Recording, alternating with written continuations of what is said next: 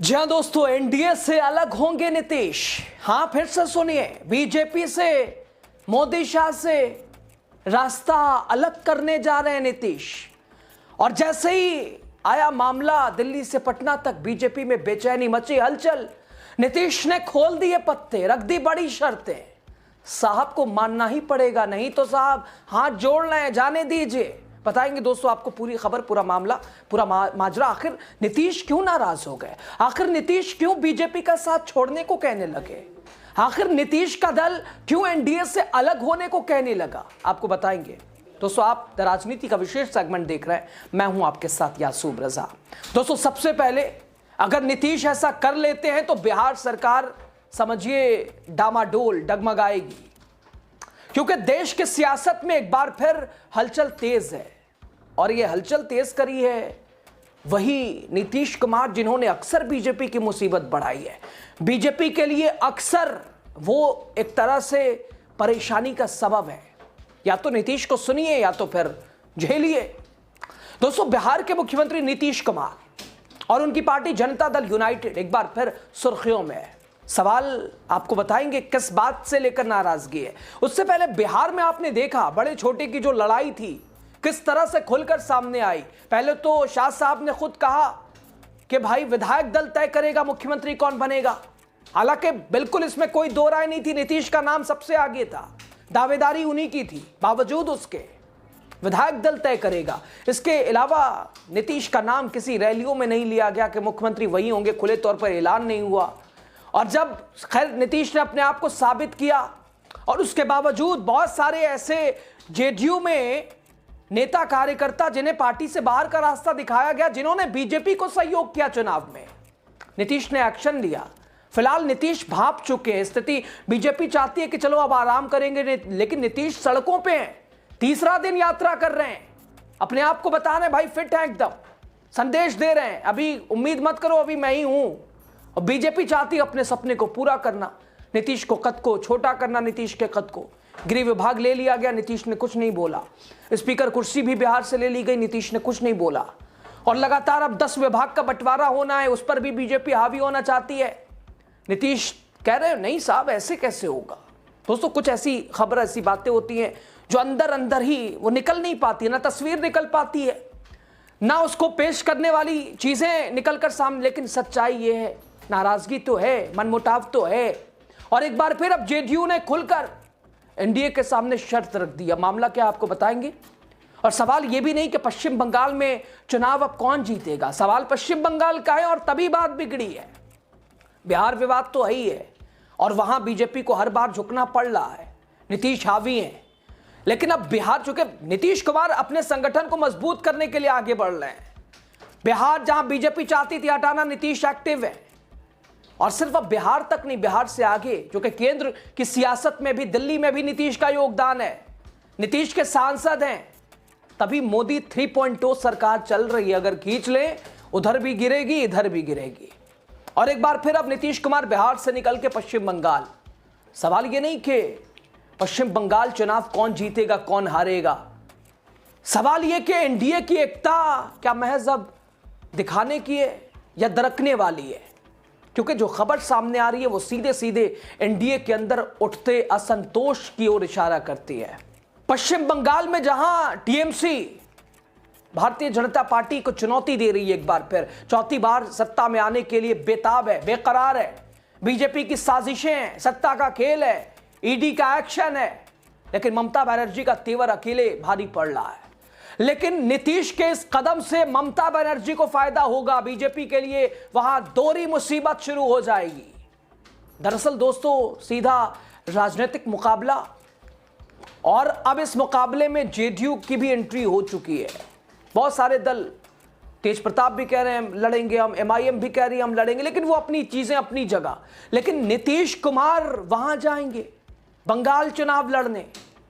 आप कहेंगे अरे एनडीए में है, सीट बंटवारा हो जाएगा। तो बिहार में तो एकदम, जहां नीतीश 20 साल से, वहां 101 कर दिया गया। तो जिस तरह से दोस्तों आपने देखा था बिहार चुनाव में, उत्तर प्रदेश के बीजेपी के साथी ओम प्रकाश राजभर ने बिहार में जगह मांगी थी कि मुझे भी जगह दी जाए। बीजेपी एनडीए ने नहीं दिया उन्हें, उन्होंने अपने प्रत्याशी उतार दिए। और कई जगह बीजेपी को झटका दिया।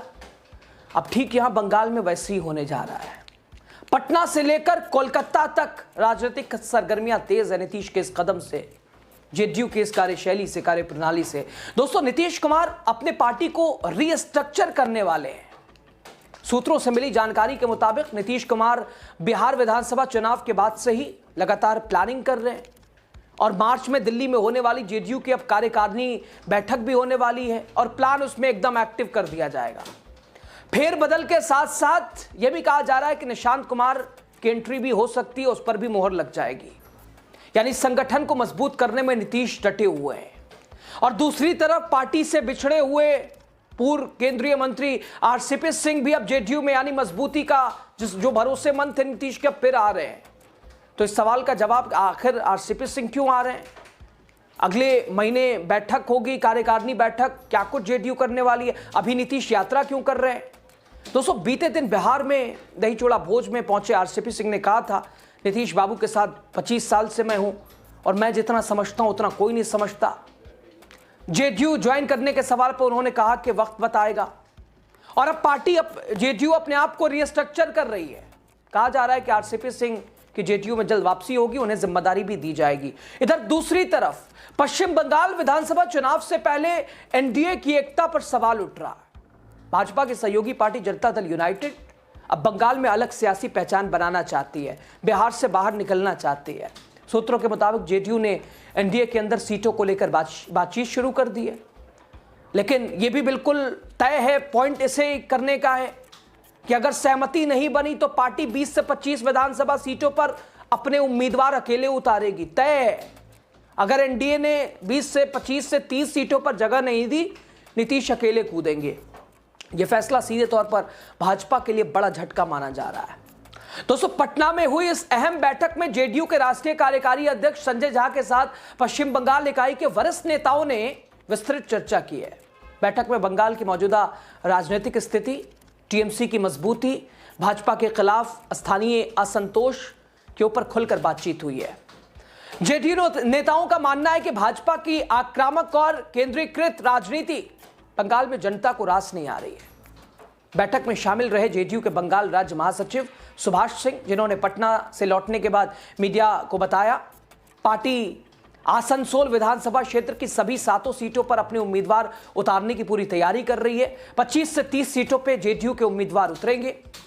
सिर्फ तैयारी ही नहीं दोस्तों, बल्कि उम्मीदवारों की संभावित सूची भी केंद्रीय नेतृत्व को सौंपने की बात बैठक में हुई है। ये महासचिव, बंगाल महासचिव जेडीयू के कह रहे हैं। बैठक में शामिल नेताओं में केंद्रीय समिति की महासचिव कहकशा परवीन, राज्य अध्यक्ष अमिताभ दत्त, इसके अलावा रणबीर दत्त, अनिल सिंह, सुनील यादव, नूरुल हुदा जैसे वरिष्ठ नाम शामिल रहे। इन नेताओं ने संजय झा को बंगाल की जमीनी सच्चाई से अवगत कराया। उनका साफ कहना था कि भाजपा की ध्रुवीकरण और नकारात्मक राजनीति अब बंगाल में सीमाएं छू चुकी है। असल में यह पूरी घटनाक्रम दोस्तों एनडीए के अंदर बढ़ते गतिरोध और विवाद को उजागर करती है। एक तरफ भाजपा हर राज्य में अपनी शर्तों पर राजनीति करना चाहती है, तो दूसरी तरफ उनके सहयोगी दल अपनी पहचान और अपने अस्तित्व को बचाने की जंग लड़ रहे हैं। छोटे दलों पर कैसे बीजेपी, अभी बिहार में ही देखिए, लगातार हावी होना चाहती है। बीजेपी आरएलएम के विधायकों को टिकाया, उधर नीतीश ने भी कांग्रेस के कुछ विधायक संपर्क, लगातार अलग अलग खबरें। नीतीश कुमार पहले ही कई मौकों पर भाजपा के एजेंडे से असहज भी दिखे हैं और कुछ भी कभी भी कर सकते हैं, कोई इसमें नई बात नहीं। और खरमास खत्म हो चुका है और यही वो वक्त है जब पलटने, यानी नीतीश का मन डोलता है, और जब भी पलटे यही वक्त होता है। राजनीतिक जानकारों का मानना है कि पश्चिम बंगाल में जेडीयू का अलग चुनाव लड़ना एनडीए के लिए बड़ा और कड़ा संदेश है। यह सिर्फ सीटों की लड़ाई नहीं, बल्कि नेतृत्व और वैचारिक टकराव की कहानी है। भाजपा जहां हर सहयोगी को जूनियर पार्टनर बनाकर रखना चाहती है, वहीं नीतीश कुमार जैसे नेता इस मॉडल को स्वीकार करने को तैयार नहीं दिखते हैं। बैठक में यह भी तय हुआ कि फरवरी से पहले सप्ताह में कोलकाता में जेडीयू के कार्यकर्ता एक बड़ा सम्मेलन करेंगे। इस सम्मेलन में संजय झा मुख्य रूप से शामिल होंगे। यानी साफ है कि जेडीयू अब बंगाल को सिर्फ प्रयोग की जमीन नहीं, बल्कि भविष्य की राजनीति का केंद्र मान रही है। अगर बीजेपी अगर मानेगी बात तो ठीक, नहीं तो नीतीश अलग अलग लड़ेंगे चुनाव, चुनौती देते हुए लड़ेंगे चुनाव। दोस्तों तस्वीर काफी हद तक साफ है। पश्चिम बंगाल चुनाव सिर्फ ममता बनर्जी बनाम भाजपा नहीं, इसमें एनडीए के अंदरूनी टूट, भाजपा की दबाव की राजनीति, सहयोगी दलों की बेचैनी सब खुलकर सामने आ रही है। नीतीश कुमार की जेडीयू अगर एनडीए से अलग होकर बंगाल में उतरती है तो यह सिर्फ एक चुनावी फैसला नहीं होगा, यह होगा भाजपा के केंद्रीकृत सत्ता मॉडल के खिलाफ एक सियासी चुनौती और शायद एनडीए के भविष्य पर सबसे बड़ा सवाल। बिहार भी हिलेगा, दिल्ली भी हिलेगी अगर बंगाल में नीतीश की बात को बीजेपी ने नहीं मानी। खबर पे आपकी राय बताइएगा आप जरूर। शुक्रिया।